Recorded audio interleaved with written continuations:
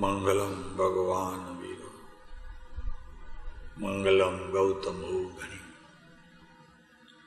મંગલમ મુકુંદ કંદાર જૈન ધર્મોસ્તુ મંગલમ. સર્વમંગલ માંગલ્ય સર્વકલ્યાણ કારણ પ્રધાન સર્વધર્માણ જૈન જયતુ શાસન.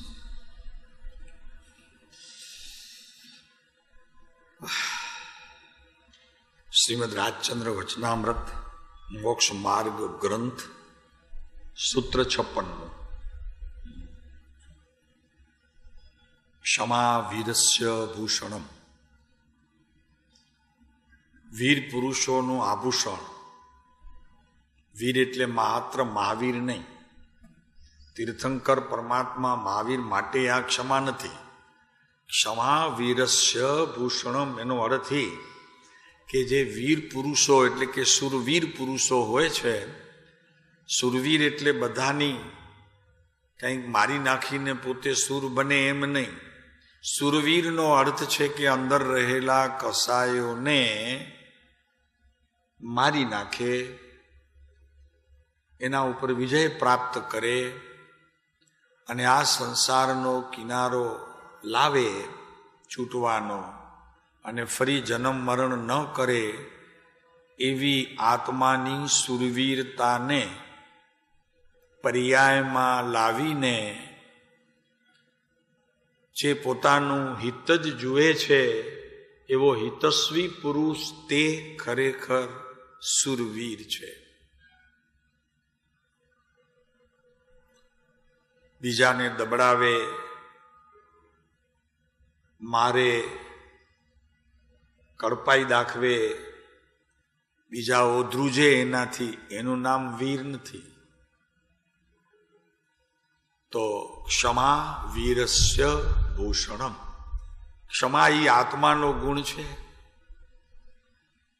ક્યારેક ના પણ કહીએ અમે, અને અત્યારે એજન્ડા ઉપર ઈ છે એટલે બીજી વાત ન થાય. વીરસ્ય ભૂષણમ એટલે વીર પુરુષોનું ભૂષણ છે. મહાવીરનું છે એમ તો ખરું, પણ ક્ષમા કોણ આપી શકે કે જે વીર પુરુષ હોય? બીજો ક્ષમા ના આપી શકે. બીજો તો વેર રાખે, વેર રાખે. સમય આવે પાછો ચૂકે પણ નહીં. એના જીવનમાં ક્ષમા નથી. અગર તો માત્ર મોઢેથી ક્ષમા બોલે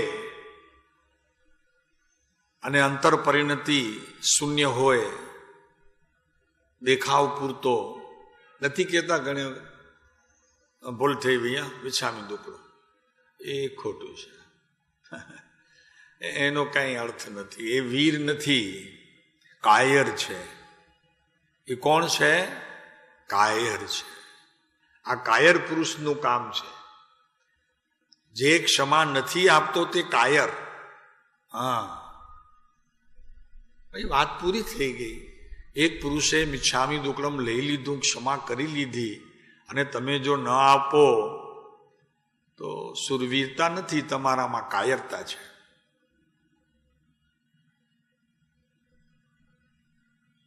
એ પાઠ ચાલે છે. ચાલે છે ને? કેટલું પંથ કાપ્યું, ચાલવામાં કેટલું પંથ કાપ્યું, તો કે હે ભગવાન પહેલું પગથિયું, બીજું ચરણ બહુ ભૂલી ગયો, બીજું ચરણ, અને ત્રીજા ચરણમાં શું છે? ભૂલી જવાયા વળી, યાદ એ તમને યાદ રહે હારું. મેં તમારા અમૂલ્ય વચનને લક્ષ્યમાં લીધા નહીં, ત્રીજું ચરણ. તમારા કહેલા અનુપમ તત્વનો મેં વિચાર કર્યો નહીં, ચોથું ચરણ. ચરણ એટલે પગથિયું, દાદરો.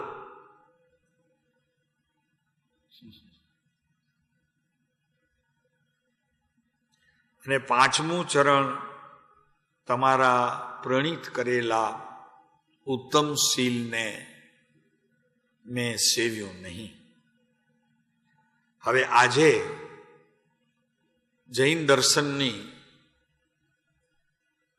બહુ સામાન્ય પણ ખૂબ અગત્યની, જે જીવ જન્મ્યો હોય જૈનમાં, એને તો અત્યારે જે કહેવાય એવા બધા બોલતો સંસ્કારમાં હોય જન્મથી, એટલે જ એને જૈન કુળમાં જન્મ મળે.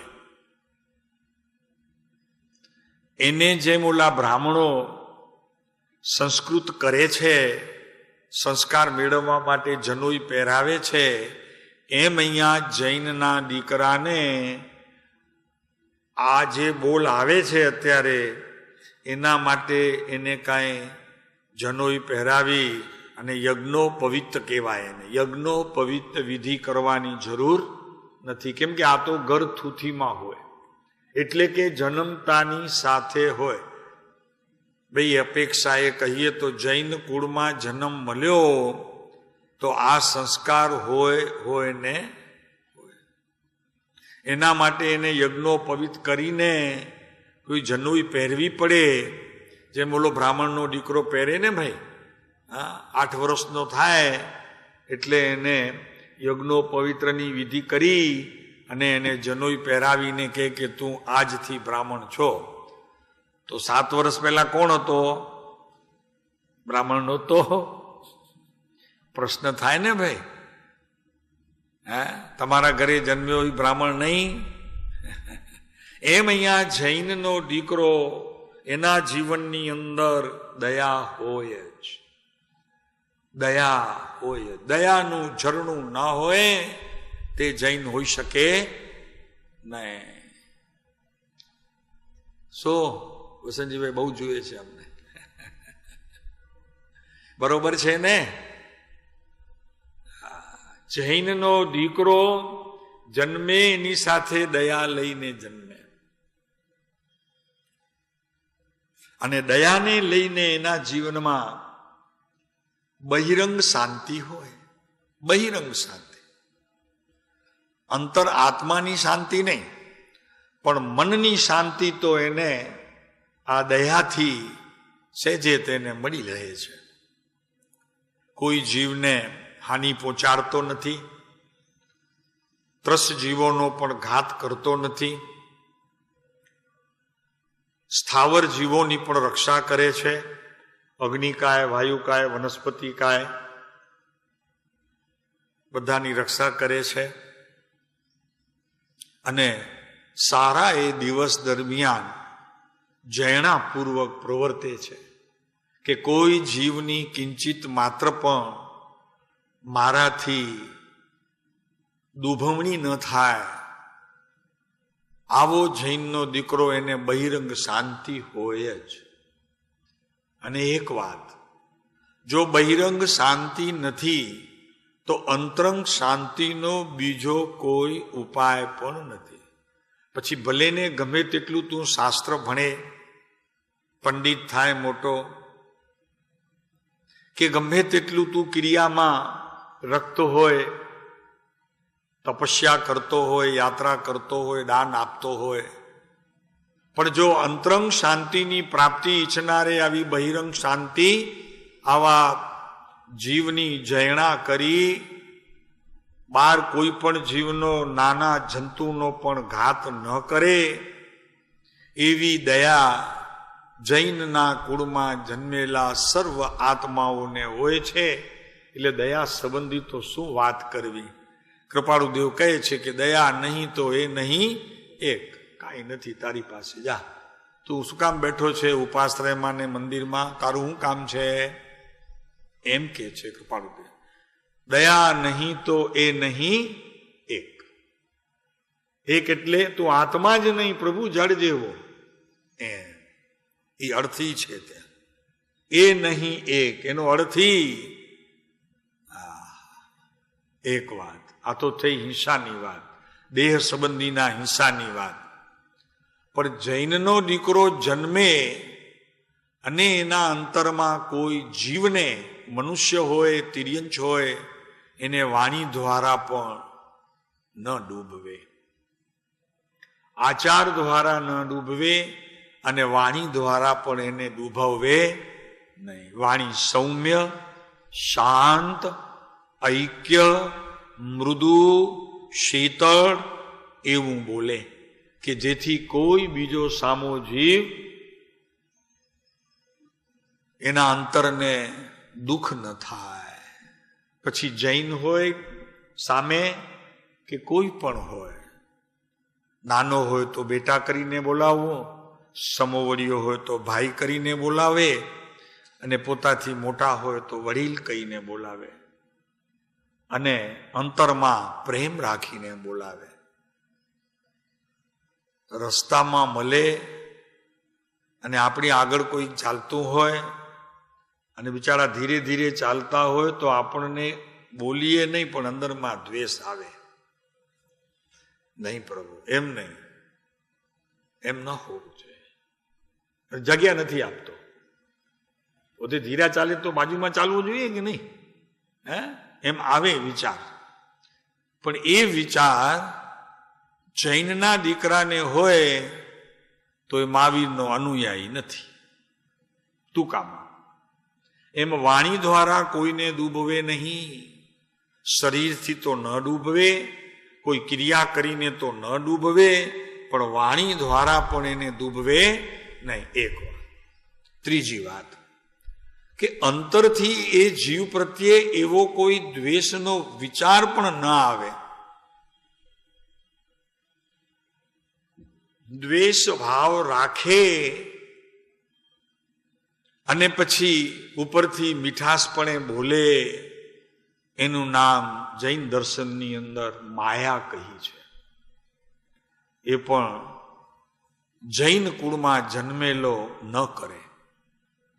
મતભેદ થયા હોય તો એ મતભેદને બહુ સ્પષ્ટ કરવા કરતા અને અંતરથી પોતાના પરિણામોને અને એની સાથે પવિત્રતાને રાખીને અંતરથી ઉજળિયાત ન થાય.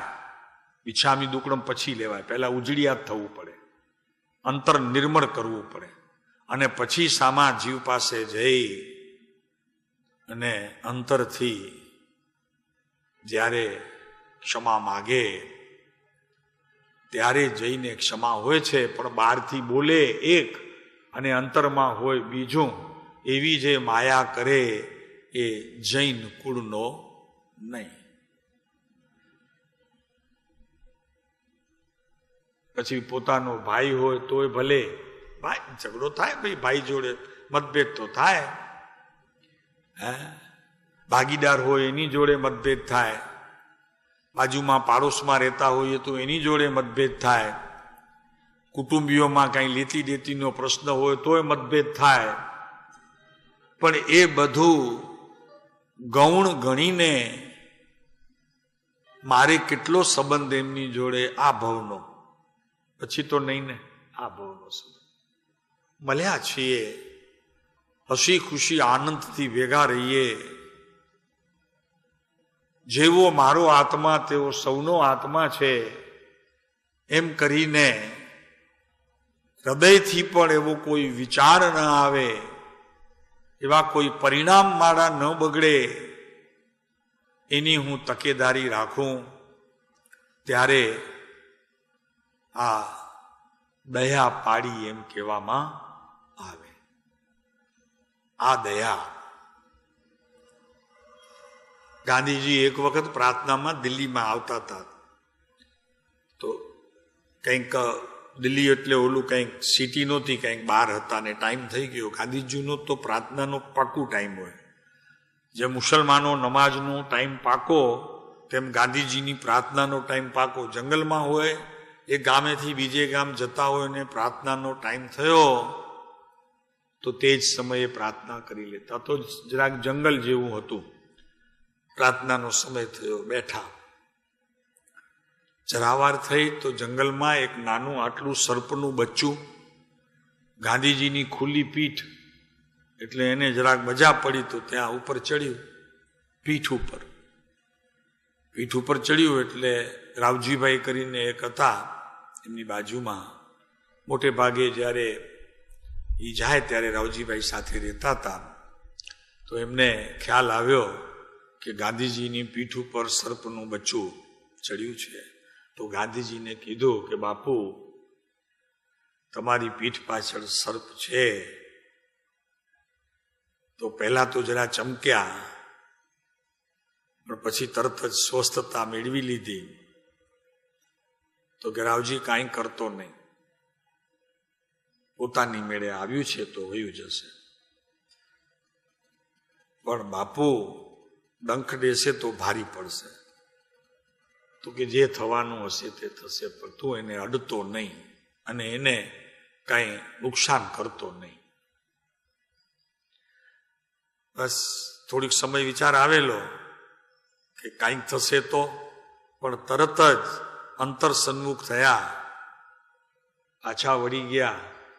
પોતાની રીતે સર્પનું નાનું બચ્ચું ચાલ્યું ગયું. પછી રાવજીભાઈ પૂછે છે કે બાપુ, તમને ડર ન લાગ્યો? તો ગાંધીજીએ કીધું કે હું ભગવાન નથી થયો, હજી તો પહેલા માનવ થાઉં છું. સમજાય કે નહીં પ્રભુ? અને હું કહીએ કે હું માનવ છું. ભાઈ, માનવના લક્ષણો તને ખબર છે? આ માનવના લક્ષણો છે: દયા, શાંતિ, ક્ષમતા, પવિત્રતા, આ બધા, ઔદાર્યતા એટલે ઉદારતા, આ બધા એના લક્ષણ છે. પેલા માનવ થા.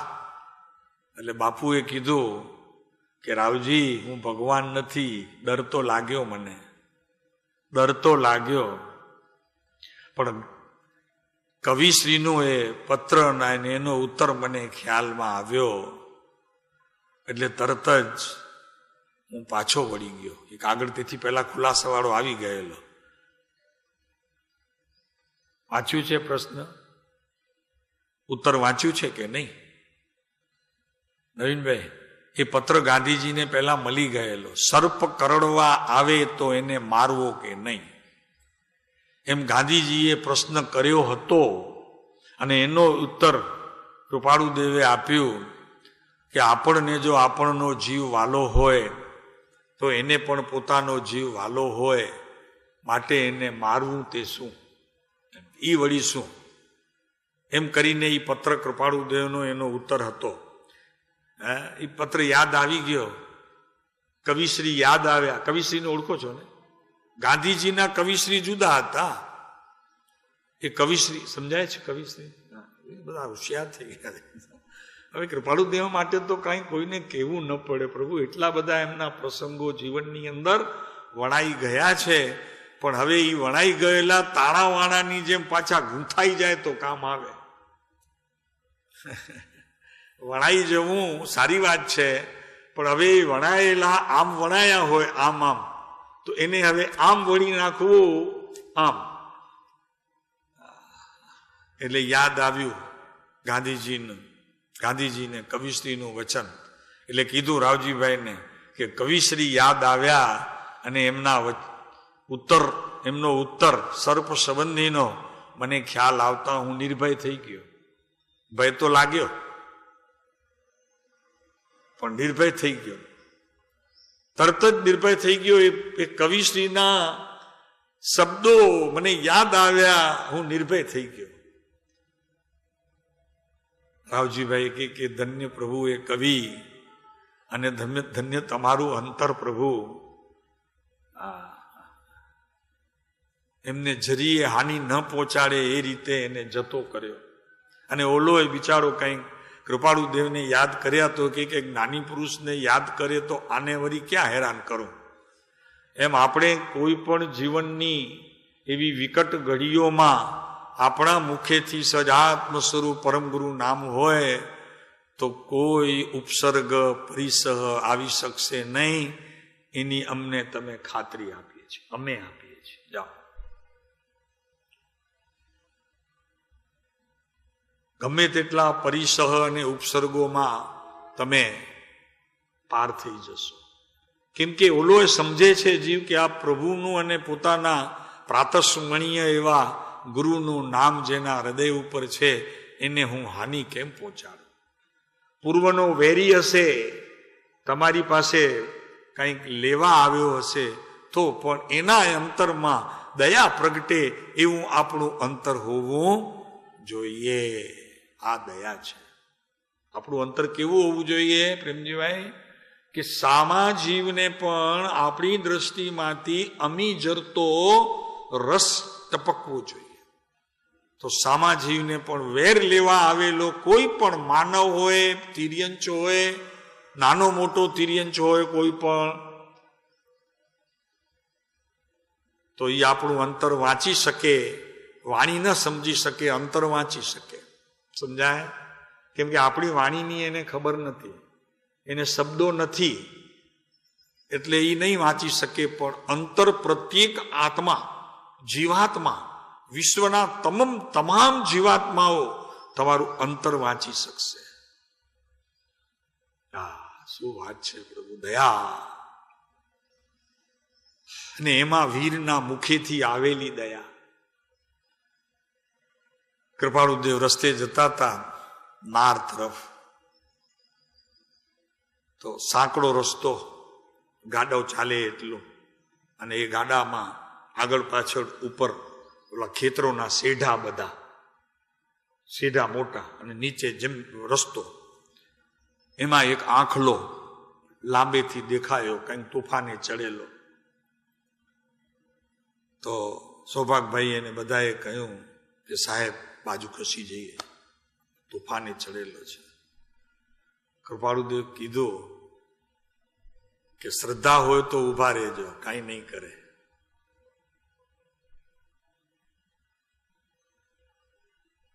શ્રદ્ધા હોય તો ક્યાંય જતા નહીં, આગા પાછા ઊભા રહેજો, એ કાંઈ નહીં કરે. કાંતિભાઈ પણ બધા ભાગી ગયા, બધા ઉપર ચડી ગયા શેઢા ઉપર, ને કૃપાળુદેવ ઊભા રહ્યા. જેવો આંખલો નજીક આવ્યો, શાંત થઈ ગયો, બાજુથી પસાર થઈ ગયો. એને શું કર્યું ભાઈ? કૃપાળુદેવની પાસે કોઈ જાદુઈ લકડી નહોતી, પણ અંતરમાં એ જીવ પ્રત્યેની જે કરુણા હતી, એ કરુણા સામે પણ આત્મા છે ને, આખલામાં રહેલો પણ આત્મા છે ને, એમાં જ્ઞાન છે ને, એમાં એ કેવળ જ્ઞાન ભર્યું પડ્યું છે ને, સંગની છે ને, એને અંતર વાંચી લીધું. અંતર વાંચી લીધું, શાંત થઈ ગયું. પણ એટલી જયણા જોઈએ ને, એવું અંતરમાંથી આવવું જોઈએ ને. દયાનો ઝરણો ફૂટ્યો અને બસ શબ્દો રચાઈ ગયા, અને એ આખલાને કાને પડી ગયા કે પ્રભુ શાંત થા, એટલું કીધું કૃપાળુદેવ અંતરથી. શાંત થા. અહીંયા શબ્દ આવે છે કે દયા અને શાંતિ. જેમ કે જ્યાં દયા હોય ત્યાં જ શાંતિ હોય. જ્યાં દ્વેષ હોય, રાગ હોય, ક્રોધ હોય, ત્યાં શાંતિ હોઈ શકે? ત્યાં તો અશાંત, અશાંત, અશાંત. એટલું જ નહીં, પણ અમે અનુભવ્યું છે કે નિરંતર જેના ઘરમાં અશાંતિ હોય, બાથમ બાથ ચાલતી હોય, એ ઘરની દિવાલો, એની છજા, એનું ફ્લોરિંગ નીચેનું ક્યાંય પણ તમને ઊભા રહેવાનું, તમને એટલે બહારના જનાર જીવને એ ઘરમાં એને એમ થશે કે ક્યારે અહીંયાથી ભાગી જાઓ. અનુભવ કરજો, કરવા જેવો છે. જે ઘર વિશેષ કલહથી અને ક્લેશોથી સતત રહેતું હોય, એ ઘરમાં કમસે કમ અમે કહીએ કે અમારા મુમુક્ષુઓ તો ત્યાં નહીં ઊભા રહી શકે, ભાગી છૂટશે ત્યાં. એનું કારણ શું? તો કે ત્યાંની અંદર રહેલા પરમાણુઓને પણ એક પ્રકારનો ધ્વનિ છે. પરમાણુમાં ધ્વનિ છે કે નહીં? આત્માનો ધ્વનિ પરમાણુમાં પહોંચે છે કે નહીં? જુઓ આ સામે. નથી સાંભળતા તમે ટેપ ને બધું? એ પરમાણુ છે. એ પરમાણુમાં ધ્વનિએ પોતાની શક્તિ પ્રમાણે એને એકઠું કરી લીધું છે, શક્તિ પ્રમાણે. તો ત્યાંના દિવાલો, છજ્જા ને તમારું નીચેનું ભૂમિતળ અને ઘરમાં રહેલી એક એક વસ્તુ તાંબાની, પિત્તળની વિશેષ. એટલે તો હવે કાઢી નાખે છે તાંબુ ને પિત્તળ, કેમ કે એ બધું પકડી લે ને વળી કોક એમાંથી મશીન નાખી કરીને લઈ લે કે કેવો ઝઘડો કર્યો હતો ને કેટલો ઝઘડો કર્યો હતો. એટલે એ હવે ઓછું થતું જાય છે તાંબુ ને પિત્તળ, કેમ કે એમાં વિશેષ શક્તિ હોય તમારી એસએસ કરતા, સ્ટીલ કરતા. સ્ટીલ બહુ ન લે, તાંબુ પિત્તળ બહુ લઈ લે, ચાંદી સોનું બહુ લઈ લે. એટલે તો બધા હવે ભાષણો જતા કરે છે કે આપણા ઘરનું બધું ખુલ્લું થઈ જાય. જયંતિભાઈ,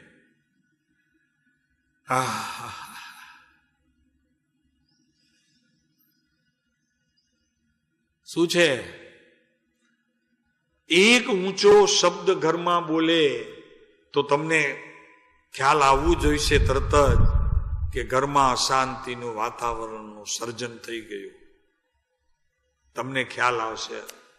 નીકળી જાઓ હમણાં.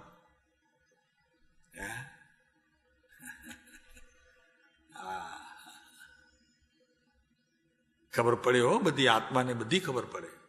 ભાઈ તમને એમ થશે કે આપણી વાણી એને સાંભળી નહીં, પણ તમારી મુખાકૃતિ એ બધું કહી દે. દયા, શાંતિ બંને બોલ સાથે લઈએ છીએ. ક્ષમા તો ચાલે છે. ખબર પડી જાય તરત જ પ્રેમજીભાઈ, બિલકુલ ખબર પડી જાય. સ્વામિનારાયણ સંપ્રદાયની એક હમણાં વચમાં કથા આવી હતી, મેં વાંચી જરા, બહુ સરસ હતું. શાંતિ માટે અને ઉદારતા માટે. કેટલી ઉદારતા હોય છે સંતોમાં.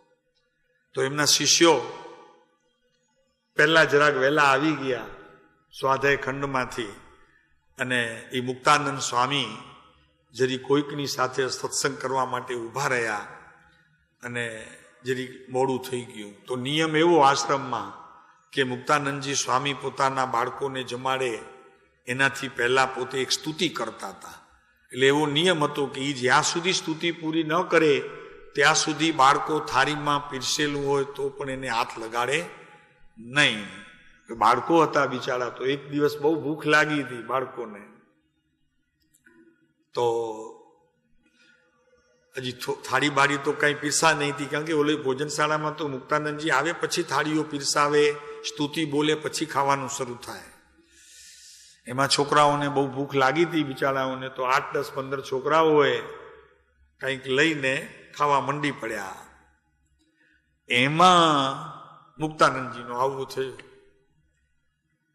આ છોકરા ખાતા હતા અને નિયમ ભંગ થયો, અને આ છોકરા ખાવતા હતા, બોઠા પડી ગયા. છોકરા તરત જ મોઢા બધાના ચાવતા ચાવતા બંધ થઈ ગયા. કોઈકે તો એમે કાચું કાચું અંદરમાં ઉતારી દીધું. મુક્તાનંદજીને ખ્યાલ આવ્યો, એને ખબર પડી, સમજ પડી કે છોકરાઓ બહુ ભૂખ્યા હતા, મેં લેટ કર્યું, મારી ભૂલ હતી, બાળકો છે. એટલે એમણે કીધું ચાલો ચાલો ચાલો ચાલો પ્રાર્થના કરો, પ્રાર્થના કરો, ચાલો ચાલો ચાલો ચાલો. એટલે પ્રાર્થનામાં બેસાડ્યા. બેસાડીને કે ઓહો મને બહુ ભૂખ લાગી છે, બહુ ભૂખ લાગી છે, એટલે જલ્દી જલ્દી જલ્દી ખાવાનું લાવો, જલ્દી ખાવાનું. એટલે છોકરાના મનમાં જે થોડી પણ અંદરમાં કંઈક શરમાળ, કંઈક લજ્જાપણું અને કંઈક ખોટો કર્યાનો ડર હતો, એ બધો નીકળી ગયો. અને પોતાને એક જ ટાઈમ જમવાનો નિયમ હતો, તો છોકરાઓની હારે જમ્યા. છોકરાઓ હળવા ફૂલ થઈ ગયા. ત્યારે કાયદો, કલમ, કાનૂન એ શાંતિ માટે, એ દયા માટે કહો કે એ ઉદારતા માટે કહો, બધું ભૂલાઈ ગયું. એ છોકરાઓનું અંતર વાંચી લીધું કે ભાઈ એમણે નિયમ નથી તોડ્યો, પણ ભૂખ લાગી હતી, એ ભૂખે નિયમ તોડાવ્યો છે. શું કીધું? એ અંદરની ભૂખ જે હતી ને એને નિયમ તોડાવ્યો છે. કાંઈ વાંધો નહીં, પણ રોજ રોજ ન ચાલ્યો. એની આખી એક આગવી શૈલી હોય છે, પછી રોજ નહીં, પણ અંતર વાંચી લીધું ને એટલી ઉદારતા સહિત છોકરાઓને જરીએ લજ્જા ન થાય, એમને શરમાવું ન પડે, તરત જ એમના જેવા થઈ હળવા ફૂલ થઈને એમની સાથે કામે લાગે.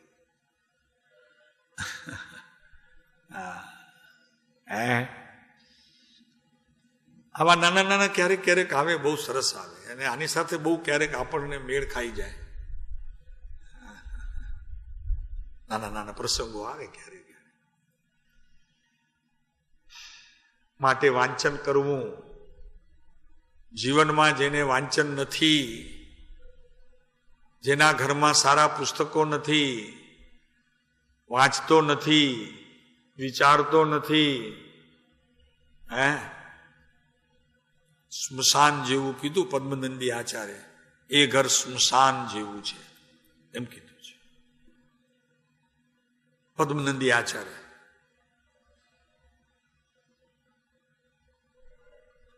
તો ઘર સ્મશાન જેવું તો પોતે કોણ થયા? ડાઘુઓ થયા ને ભાઈ. સમજાય છે ભોજરાજભાઈ? ઘર સ્મશાન જેવું હોય તો પોતે કોણ થયા? ડાઘુ. અને ઘરની વખરી, જે ઘર વખરી હોય, બધું શું થયું? સ્મશાનમાં મરદા બાળવાનું ઈંધણ. શું થાય? કાંઈ વાંચે નહીં, કાંઈ વિચારે નહીં, અને ધર્મ થઈ જાય. આખો દિવસ ઉપાશ્રયમાં સ્થાનકમાં ભલે ને બિચારો બેઠો હોય. બિચારો ભલા બિચારો. દયા, શાંતિ, શાંતિ, શાંતિ. શાંતિનો પ્રકાર, દયાનો પ્રકાર પોતાના આત્માની અંદર રમે છે. અને વસ્તુ સ્થિતિ એવી છે કે એને જોઈએ ત્યારે એ દયા કરી શકે, અને જ્યારે એને જોઈએ ત્યારે પોતે શાંતિ મેળવી શકે. એ કોઈ શાંતિ બહારથી મળે, પિક્ચરમાં જાય ને આનંદ આવે ને એને શાંતિ મળે એવું નથી. એ તો અંતરનું પોતાનું ગુણ છે. જ્યારે ઈચ્છા કરે ત્યારે તે શાંતિ પામી શકે છે. ગમે તેટલો બહારમાં ઘોંઘાટ થતો હોય, કોલાહલ ગમે તેટલો થતો હોય, ખૂણા મરકી થતી હોય, તો પણ તે સમયે પણ જીવ અંતરથી છૂટો રહી શાંતિ મેળવી શકે છે.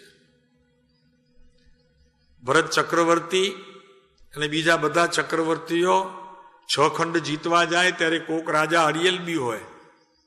તો ભરત ચક્રવર્તીની વાત નથી કરતા, પણ બીજા ચક્રવર્તીઓ, કારણ કે ભરત ચક્રવર્તીનું તો પુણ્ય ઘણું મોટું હતું. એ તો ખાલી સમાચાર મોકલાવે કે હું આવું છું તો બધી તૈયારી કરી રાખે, કાગડિયા બાગડિયા બધા, ખાલી સહી જ કરવાની હોય. પેલા અનુચર જાય, ના પાડે તો કે અમે શરણે નહીં થઈએ. પણ જેવો ભરત મહારાજા એમ સમાચાર મોકલાવે કે એમને કહો કે ભરત મહારાજા તમારા રાજ્યમાં મહેમાન ગતિ માણવા આવે છે.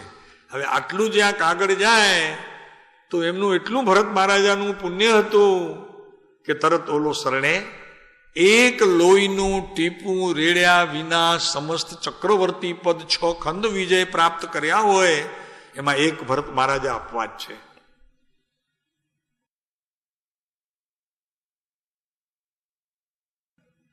અને એમણે પુણ્ય આટલું બધું કેમ ભેગું કર્યું? તો કે પૂર્વના ભવોમાં આ દેહ અને આત્મા બે જુદા છે. એ ભેદ જ્ઞાનની આ ચાવીઓને, એની ખૂબીઓને પોતે નિરંતર સ્મૃતિમાં રાખી એને જાપ કરી લીધું. અને એનાથી જે પુણ્ય તત્વ બંધાયું તે આ ભરત મહારાજા ચક્રવર્તી. એક લોહીનું ટીપું રેડ્યા વગર વાત એની ચાલે છે. તો કેવી રીતે શાંતિ મેળવે? તો કે જ્યાં જાય ક્યાં પણ તો વાટાઘાટ આની ચાલે, પણ પોતે તરત જ અંદરમાં છૂટા રહી કે બધા બેઠા આવું છું એમ કરીને અંદર જાય અને પોતાના ભગવાનને મળી આવે. તો કે બીજું કોણ હતું? તો કે હા હતા, એમ કે બીજા હતા. પૂછે કોણ હતા? તો કે તમે નહીં ઓળખો એમ કે. નવીનભાઈ પૂછે બાર, અત્યારે અંદર જઈએ પણ પૂછે તો કે બીજું કોણ હતું સાહેબ? તો કે ના, તમને ખબર નહીં પડે, પણ અમે હતા બીજા. પણ કોણ હતું? તો કે તમે નહીં ઓળખો એમને. તો કે અમે ન ઓળખીએ એવી વ્યક્તિ હતા? તો કે હા, તમે નહીં ઓળખો એવા વ્યક્તિ હતા.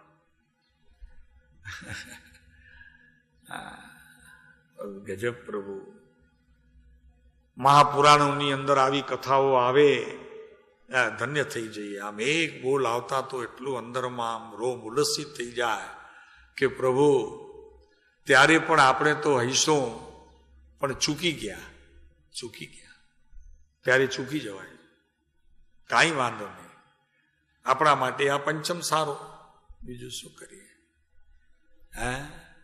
આ પંચમમાં કામ થવાનું હોય, ભવિતવ્ય ત્યારે પાકવાનું હોય આપણું બધાનું, તો કેમ ચોથામાં પાકે? આરો સારો રે મુજ પાંચ, જહાં તુમ દર્શન દીઠ વાલેશ્વર. ચોથો આરો રે ફરી આવ્યો ગણ. ઘણું ફરી આવ્યું, કેટલાય ચોથા આરામાં જન્મ લીધા, પણ ન થયું કામ. પણ મારા માટે તો આ પંચમ. વાચક યશ કહે ચંગ વાલેશ્વર. સિંધી શબ્દ ચંગો હે, ચંગો. પ્રાસ મેળવવા માટે ગમે ત્યાંથી કવિઓ શબ્દ લે, એમને છૂટ છે. સિંધીએ લે ને, પંજાબીના એ લે ને, કન્નડના લે ને, મલયમના લે ને, તામિલના એ લે ને, ગમે તેના લે. જાપાનીઝના લે ને, ફ્રાન્સના લે ને, ઇટલીના લે ને, ગમે ત્યાંથી ભાષા લે. એ છૂટ છે એમને. અને કાંઈ ન મળે તો પોતે નવું પ્રાસ મેળવી કરીને એ શબ્દ બની જાય ને એનો અર્થ પોતે લખે, એટલે એ શબ્દકોશમાં વહેતો થઈ જાય. એમને છૂટ છે બધી. વલ્લભજીભાઈ, લખ્યું કાંઈ તમે 75 વર્ષ 77 વર્ષમાં કાંઈ લખ્યું? અરે શું પ્રભુ શું કરે! જીવનની આ પળ અણમોલ બોલીએ એનાથી હું પણ. જીવનની આ પળ અણમોલ તારા અંતર પટને ખોલ, એકવાર તો પ્રેમેથી બોલ, સહજાત્મ સ્વરૂપ પરમ ગુરુ. પ્રેમથી બોલ એકવાર, જો પછી મજા, કેવી શાંતિ છવાઈ જાય છે અંતરમાં. જયંતિભાઈ, આમ એકદમ અંતર જોજો તો શાંત શાંત શાંત શાંત. પણ પ્રેમથી એકવાર બોલ, એકવાર તો પ્રેમેથી બોલ, સહજાત્મ સ્વરૂપ પરમ ગુરુ. સહજાત્મ સ્વરૂપ એમ નહીં, સહજાત્મ સ્વરૂપ પરમ ગુરુ. શું છે? પ્રેમથી બોલો. બેટા, નથી બોલતા આવડતું? આવડે છે સાહેબ. બેટા અહીંયા આવતો તો કે દાદી હું કરું, મમ્મી મને વઢે છે. કાંઈ નહીં બેટા, આપણે મમ્મીને છે ને સાસરે મોકલાવી દેશું. શું કે દાદી? શું કે? તો કે વઢે છે ને મમ્મી તને, આપણે મમ્મીને સાસરે મોકલાવી દેશું. તો પછી નહીં વધે. ઓલો પૂછે, એને શું ખબર સાસરું હું? એટલે ઓલો પૂછે કે સાસરે મોકલાવી દઈએ તો પછી નહીં વધે ને? તો કે ના બેટા, પછી નહીં વધે. એને આવે છે બોલતા, મીઠું બોલતા આવડે છે.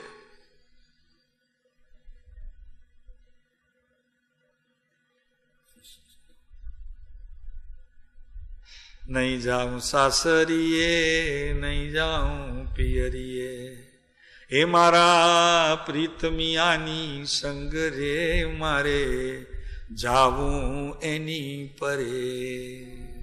નહીં જાઉં સાસરીએ, નહીં જાઉં પિયરીએ, જઈશ મારા પ્રીતમિયાની સાથે.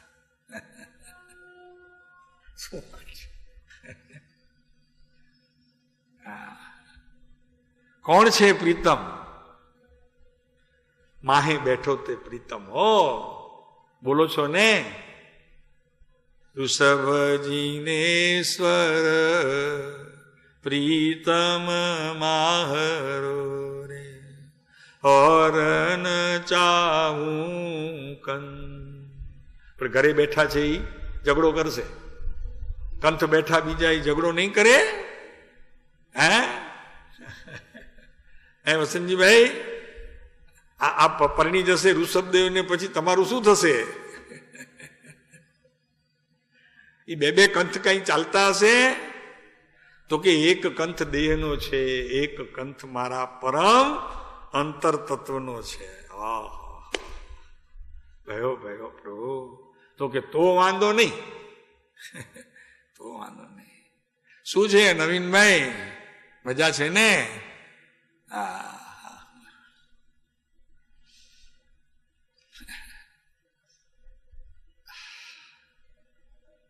દયા દયા દયા દયા દયાનું તો પ્રભુ જૈનોમાં જન્મની સાથે બાળકને ઝરણું હોય છે, અને એ ઝરણું સૂકવે છે જરી જગતના લોકો, અને એમાં મોટે ભાગે જવાબદાર હોય તો માતા પિતા. એ ઝરણું સૂકવી નાખે છે બાળકનું. કેવી રીતે સૂકવો છો? બાળક પોતાની સ્વતંત્રતાએ જે કંઈ કરતું હોય, રમતું હોય, એ આ ન કરાય, એ આમ ન કર, આ તૂટી જશે, આ ભાંગી જશે, આ પડી જશે, તને વાગશે. એની સ્વતંત્રતાના તમે સ્વામી થઈ એની અંદર રહેલા દયા શાંતિના ઝરણાને તમે સાવ ભાંગી નાખો છો.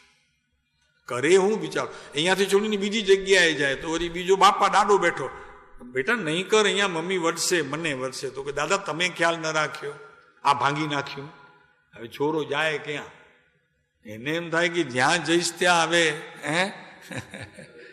કોઈ દયા મારા પર કરતું જ નથી, બધા મને વઢે, અહીંયાથી ત્યાં મોકલાવે ને ત્યાંથી અહીંયા મોકલાવે, જાણકાર કોઈ ઓફિસર પાસે ફાઇલ પડી હોય ને, સમજાણું? ખબર છે ને ઓફિસરો પાસે ફાઇલ, એક ટેબલથી બીજી ટેબલ ઉપર, એમ અહીંયા છોકરાઓ બિચારા એક ટેબલ ઉપરથી બીજા રૂમમાં ને બીજા રૂમથી ત્રીજા રૂમમાં, તેમ તમે ઓફિસમાં ગયા હો ને ઓલો ઓફિસર હાલત કરે, પછી તમને કેવો ગુસ્સો આવે? આવે છે કે નહીં મહેન્દ્રભાઈ ગુસ્સો? એમ પછી છોકરાને ગુસ્સો આવે કે નહીં? તો કે મારા બેટા અહીંયા જાઉં તો દાદી વઢે, ત્યાં જાઉં તો મમ્મી વઢે, અહીંયા જાઉં તો દાદા વઢે, અહીંયા જાઉં તો ડેડી વઢે.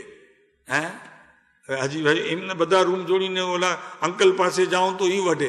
કરવું શું મારે? એટલે એનું દયાનું ઝરણું ધીરે ધીરે ધીરે ધીરે સુકાતું જાય છે. ક્યાં જીવન જીવ્યા પ્રભુ આપણે. અરે હવે આ પુરુષ આર્ટ ઓફ લિવિંગ લઈને આવ્યો. આ પુરુષો આર્ટ ઓફ લિવિંગનો આખો ખજાનો, આખો ખજાનો આર્ટ ઓફ લિવિંગ.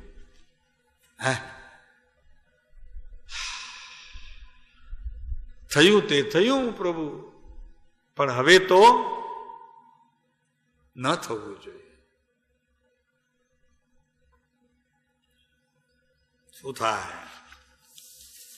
દયા, શાંતિ, ક્ષમા ને પવિત્રતા બધું આવી જશે આમાં. બીજું શું બાકી રહેશે? કઈ. કેમ કે દયા છે તો પવિત્રતા છે. દયાનું ઝરણું છે તો ઝરણાની શાંતિ જેમ આપણને ગમે. ગમે કે નહીં ગમે? નવીનભાઈ તમે જોઈ સાંભળી છે ઝરણાની શાંતિ? ઝરણું ધીમે ધીમે વહેતું હોય તો એનું જે કલરવ હોય એને રવ કહેવામાં આવે. એ ગમે છે કે નહીં? ઝરણાનું રવ. મુંબઈ વાળાને તો શું કેવું, વળી ક્યારેક બહાર જાય તો આ ઝરણા પાસે ઉભા રહે ને કોક વળી એવો આપણે શું કહેવાય વન પ્રેમી હોય, એ કુદરતનો નેચરલનો કોઈ પ્રેમી હોય ને ઉભો રહે, શું ઝરણું હવે આમે હું આ પાણી પડે છે એમાં હું હવે તમે ઉભા રહ્યા. ઓલાને ત્યાં પ્રેમનું ઝરણું ફૂટ્યું તો એને આડોડાઈ કરીને એનું સૂકવી નાખ્યું. લ્યો હવે કંઈ કેવું જ તમારે. હું જરૂર હતી તને એવું કંઈ કહેવાની? ભલે ને બિચારો એ ઉભો, પણ હવે એમાં શું? હવે તમે આપણે કાંઈ નથી કર્યું છે કંઈ વલ્લભજીભાઈ? આપણે તો ખાલી એટલું જ કહ્યું, પણ હવે અમને રસ નથી તો તમે શું ત્યાં ઉભા રહ્યા? આપણે શું કહેવાની જરૂર? ઓલો ભલે ને બિચારો શાંતિને માણતો તો અંદરમાંથી, કાંઈક એને મોજ પડતી હતી, આપણે એ લૂંટી લઈએ. ટેવ પડી ગઈ છે ને, મોટી કુટેવ છે. એમ ઘરમાં, એમ દુકાનમાં, એમ સમાજમાં, જ્યાં ત્યાં બેસીએ ત્યાં અશાંતિ ઊભી કરીએ. બાપુ શું વિચાર્યું છે? જીવનમાં શું વિચાર્યું છે? જ્યાં જાય ત્યાં અશાંત. ઘણાની તો છાપ પડી જાય. મીટિંગ ચાલુ હોય ને એમાં આવી જાય અમારા જેવો કોઈ, તો કે આ જો આ આવી ગયો ને હવે મજા ખલાસ, આપણી હવે બધી મજા ગઈ. હે એ તો મીટિંગમાં. લગ્નમાં પણ કોઈક માણસ આવું જરાક આવી જાય ને, આપણે શાંતિથી કાંઈક મોજ મજાની વાતો કરતા હોઈએ ને કોઈક આવી જાય ને બેસે ને, ગયું, હા ખતમ. કારણ કે એ અહંકારથી ભરેલો હોય, અહંકાર. અને અહંકાર માનવીના પ્રત્યેક અંગમાંથી એક પ્રકારની દુર્ગંધ આવે છે. અને જે દુર્ગંધથી તમે ટેવાયેલા નથી એવી દુર્ગંધ લઈને આવતો જે માણસ, એ આખું જેમ સમુદ્ર જેમ શાંત હોય, એમાં એક કાંકરી પાણીની પડતા એમ જેમ દોડાઈ જાય છે, એમ આ આવીને બેચમાં બેઠા નથી અને વાતાવરણ દોડાયું નથી. એને દયાને, એને શાંતિને, એને ક્ષમાને અને એને પવિત્રતાને શું સંબંધ ભાઈ? એની પ્રકૃતિ જ છે. એટલે એવા ન થવું આપણને. જો આ આપણે જૈન હોઈએ તો, સુરવીર હોઈએ તો, મહાવીરના શિષ્ય હોઈએ તો, કોઈ એવા આપણને તેમ લાગે કે દયા એટલે કઈ કબૂતરને ચણ આપી દીધું તો દયા, એ તો કેતા નથી અમે ભાઈ એમાં દયા ગણજો બસ લ્યો. પણ એટલું ગણજા નહીં કે જો કે હું આપું છું, હું આપું છું તો એ બિચારા ખાય છે એમ નહીં માનતા, નહીતર મોત છે પાછું. ખ્યાલ રાખજો. કૂતરાને રોટલા મારા તો છે ને, હું મુંબઈમાં હોઉં ને કાંતિભાઈ, તો મારા તો 10 કિલોના રોજના પાકા છે. નહીં કેતા પ્રભુ, નહીતર મોત છે તમારું. કારણ કે તમે શું આપશો? એના ભાગ્યમાં છે તો એને મળે છે. આપનારો કોણ છે એની સાથે એને શું સંબંધ છે? મોત છે એની વાત અમે નથી કરતા, એ દયાની વાત જ નથી કરતા. લીધી અત્યાર સુધી નથી લીધી, પોણો કલાક થઈ ગયો.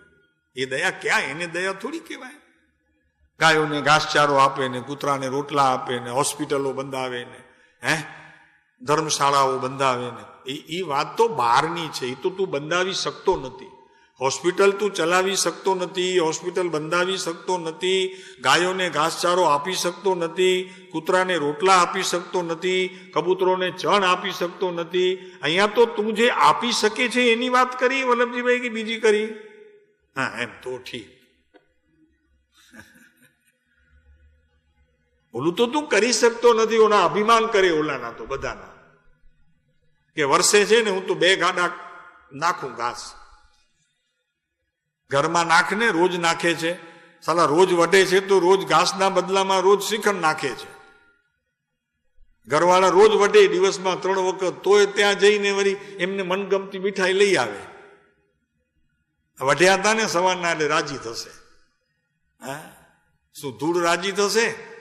ભવ તારું બગાડી લે છે. એમ તો કીધું નિયમ સારમાં ગાથા લીધી કે ચોર ને ડાકુ તારા ઘરમાં છે, બહાર છે જ નહીં.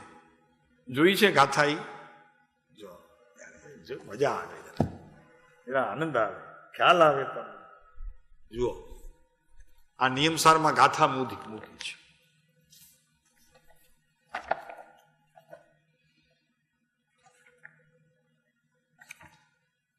કરેલા કર્મના ફળના અનુબંધને, પોતે કરેલા ફળના અનુબંધને સ્વયં ભોગવવા માટે એનું ભોગવટો તારે જ કરવો પડશે. કારણ કે તું કર્મ બાંધીને આવ્યો છે, એમાં કોઈ ભાગીદાર નહીં થાય.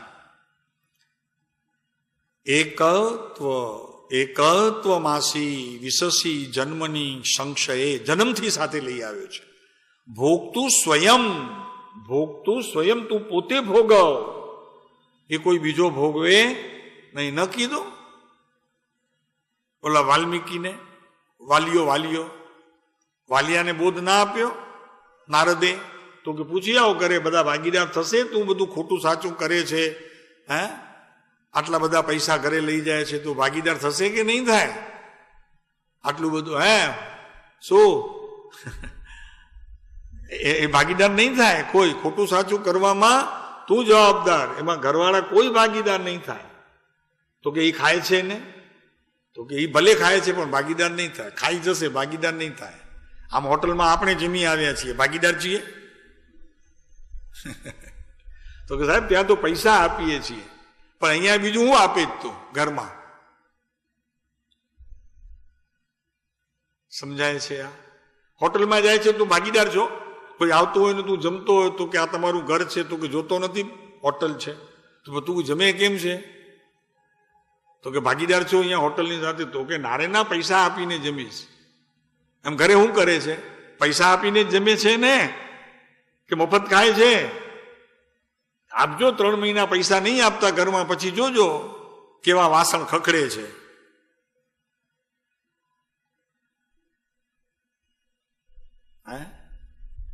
ધણી ગમે તેટલો સુંદર હોય, મજાનો દેખાવડો હોય, પણ કમાતો ન હોય તો પત્નીને ગમે? મને સાચું કહેજો. આ તમે બધા અહીંયા બેઠા છો, આ ગમે શા માટે છે? એ રૂપાળા છે માટે ગમતા નથી, ધન કમાવીને લાવે છે એટલે ગમે છે. વાત તો 100ની 1ની 1 છે. તેમાં જો જાજુ કમાવતો હોય ને ઘરમાં ગાડીઓ હોય ને ફ્લેટ સુંદર હોય ને, તમે જોજો એવી બૈરા એવા મીઠા મોઠા બોલાવે ને, હા બહુ મીઠું બોલાવે એકદમ, કોઈ દિવસ ગુસ્સે ન થાય. એને ખબર છે કે કાલે જ આવવાનું બંધ થઈ જશે, નાનું આટલું ટુવાલે નહીં આવે. એ કે છે, એ કે છે આચાર્ય, એ કે છે અહીંયા જો કે પોતે કરેલા કર્મના ફળના અનુબંધને સ્વયં ભોગવવા માટે તું એકલો જન્મમાં તેમ એકલો મૃત્યુમાં પ્રવેશે છે. સ્વકૃત કર્મ ફલાનુબંધમ ભોગતું સ્વયં સ્વકૃત કર્મ ફલાનુબંધમ.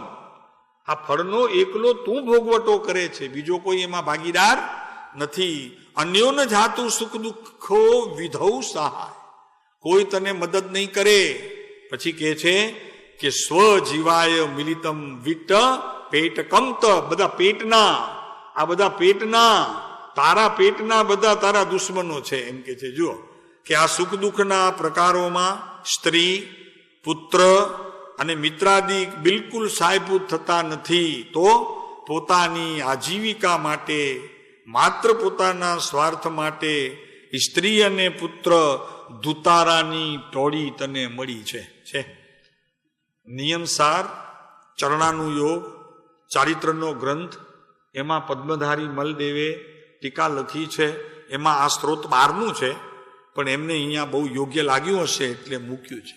કળશ પોતાનો નથી, કળશ પોતાનો નથી, કારણ કે એમાં કળશ ટીકા એમણે લખી છે પદ્મધારી મલદેવે, કે જે તીર્થંકર થવાના છે. મૂળ ગાથા કુંદકુંદ આચાર્ય ભગવાનની છે અને એની ટીકા એમણે કરી, કળશ પણ એમણે લખ્યા, પણ આ કળશ એમને અહીંયા યોગ્ય લાગ્યું તો મૂક્યું છે. સમજાણો? કે દુતારાની ટોળી તને ઘરમાં છે, બીજી બહાર નથી. બહાર કોઈ તને લૂંટતું નથી. વસંતભાઈ બરોબર છે આચાર્યનું કેવું? આ દુતારા ઘરમાં છે કે નહીં? રહી જાઓ અહીંયા, જવા દો એમને. આ ન જોઈએ આપણને દુતારા, જવા દો, રહી જાઓ તમે અહીંયા, અમે સંભાળશું તમને. વૈરાગ્ય ક્યાં આવે છે? એવો વૈરાગ્ય જીવને આવે છે પ્રેમજીભાઈ? વૈરાગ્ય નથી. રાગી પ્રાણી શું વૈરાગ્ય? રાગી પ્રાણીને વૈરાગ્યની સાથે શું મતલબ? એમ આવે છે, શ્લોક છે નાનો, રાગી પ્રાણી શું વૈરાગ્ય. પછી આગળ એમ લીધું કે રાગી પ્રાણી શું વૈરાગ્ય, વૈરાગ્ય વિન ધર્મ શો, એમ લીધું. વૈરાગ્ય વિન ધર્મ શો. અને પછી લીધું કે ધર્મ વિન મુક્તિ શો, મુક્તિ વિન સુખ શો. શું આચાર્યોની મસ્તી છે પ્રભુ! એક એક વાત આમ લઈએ તો આમ આનંદથી તરભોર થઈ જવાય, એટલું આનંદ આવે છે. આનંદ નામ શાંતિ. હો, આનંદ અને શાંતિ બે જુદા ખરા, કેમ કે શાંતિ અંદરથી વેદાય ને આનંદ બહાર દેખાય. માણસ જોજો તમે રસ્તે જતો હશે ને, એકલો એકલો હસતો હશે, એ અંદરમાં શાંતિ છે. કોઈ વાત યાદ આવે કે મીઠી મજાની તો જરા હશે. આપણે પૂછીએ કેમ હસો છો? તમારો એ એટલી મસ્તીમાં ઉભો ન રહે. પણ જરી ગમમાં હશે ને, જરી દુઃખમાં હશે, મોઢું જરા ઉતરેલું હોય ને પૂછો કે કેમ, તો કે યાર ઉભા રહો બે વાત કરવી છે. તો કે હું છે? એ દુઃખની બે વાત કરે, હળવો થાય જરી, પણ મોજ વાળો ઉભો નહીં રે. હા,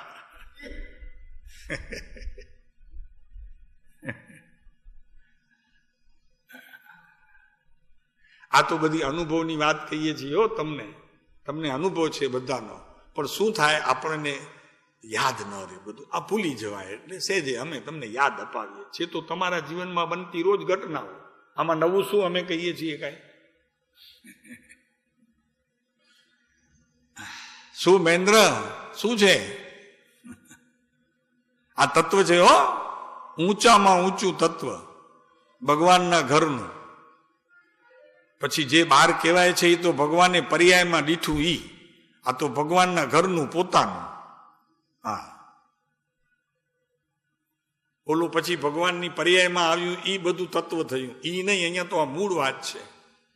આ દુતારાની ટોળી તને મળી છે, એ તને લૂંટે છે. લે, સ્ત્રી પુત્ર બધા તને લૂંટે છે. અને આજ બધી પાછો એવો ભલ્લો છે, લૂંટાયા કરે, એને મજા પડે છે લૂંટાવામાં. જો એની મજા શું છે, એ હસતો હસતો લૂંટાય. હસતો હસતો લૂંટાય. અને વાતે ખરી જાય ક્યાં?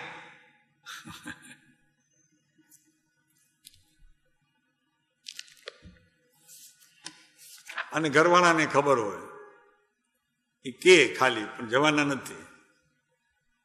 હું ચાલ્યો જઈશ, ભલા જાઓ, પણ હું ખરેખર ચાલ્યો જઈશ. પણ તમે જાઓ તો ખરા. પણ જોજે હા, પછી તું શોધવાથી હું મળીશ નહીં, પછી ધમાલ થશે ઘરમાં.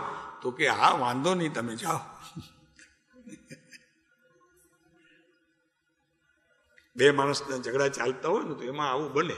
આ તો અમારો અનુભવ કહીએ છીએ. તમારું શું થતું હશે અમને શું ખબર પડે. પણ વળી પાછો દરવાજામાં ઉભો રહે, વળી પાછો કે જાઉં છું ભલા.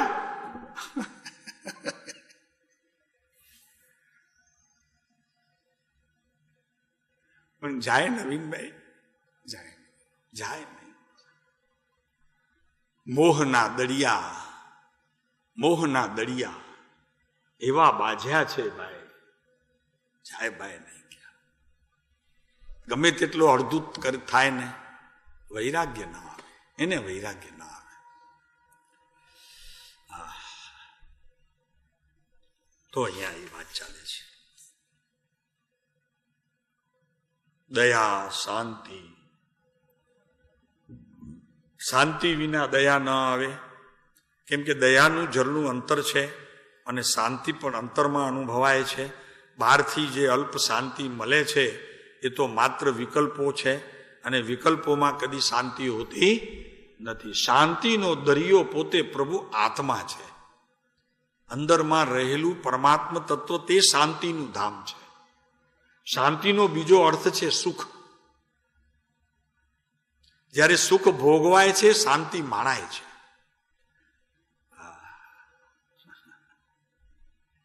અજબ વસ્તુ છે. શાંતિ શાંતિ શાંતિ. એટલે તો પછી પૂજા બધી પતે ને એમાં ખૂબ અશાંતિ થઈ હોય. સિદ્ધચક્રનું પૂજન કરે એમાં અશાંતિ ઘણી થઈ હોય. અશાંત અશાંત અશાંત, આ બોલો ને તે બોલો. હવે ઓલાને કે એ તમે વાજિંત્ર વગાડો ને, આ બધું ચાલતું જ હોય ધમાલ. પછી છેલ્લે શાંતિ પાઠ કરે ને છેલ્લે. એ એટલા માટે કરે કે અશાંત થઈ ગયેલું વાતાવરણ કંઈક શાંત થાય. ભૂયો કરીને કરે શરૂ શાંતિ. અને આમાં આપણે અહીંયા પૂજા કરીએ તો એ અશાંત છે. પછી શાંતિ પાઠ છેલ્લે બોલીએ. શાંતિનાથ જીન શશી ઉનહારી, શીલ વ્રત ગુણ સંયમ ધારી, લખન 108 બિરાજે, નિરખત નયન કમલ ધલ લાજે. શાંતિ કરો સબ જગત में ऋषभादि जिन राज. ऋषभदेव भगवान शांति करो. हे शांतिनाथ भगवान તમે શાંતિ કરો. ભાઈ કાતરની પાસે તું સાધવાની આશા રાખે કેમ બને? કાતર તો કાપવાનું કામ કરશે. એમ અશાંત વાતાવરણમાં તું શાંતિ મેળવે પ્રભુ ક્યાંથી મળે? સોય દોરા લે તો સાંધવાનું કામ કરશે, કાતરનું તો કામ કાપવાનું છે. તો આ જે અશાંતિ છે ને એ કાતર જેવી છે. એનો એક જ ધંધો, સવારથી રાત સુધી ગમે તેવા 500, 1000, 800, 10,000 મીટરનું કાપડું હોય તો એને કાપે. એક જ ધંધો. પણ સોઈને દોરો સાધવાનું કામ કરે. એમ આ શાંતિ દેવ ગુરુ એમની પાસેથી તને મળે પ્રભુ. આ દોરો ને સોઈ છે ને એ દેવ ગુરુ જેવા છે, સમજાણો? તમારું વસ્ત્ર ઢાંકે, તમારા દોષ ઢાંકે, દરજી. એમ આ બધા એવા છે. આ બધા એવા છે. અંતર ઢાંકે તમારું. દયા, શાંતિ, ક્ષમા.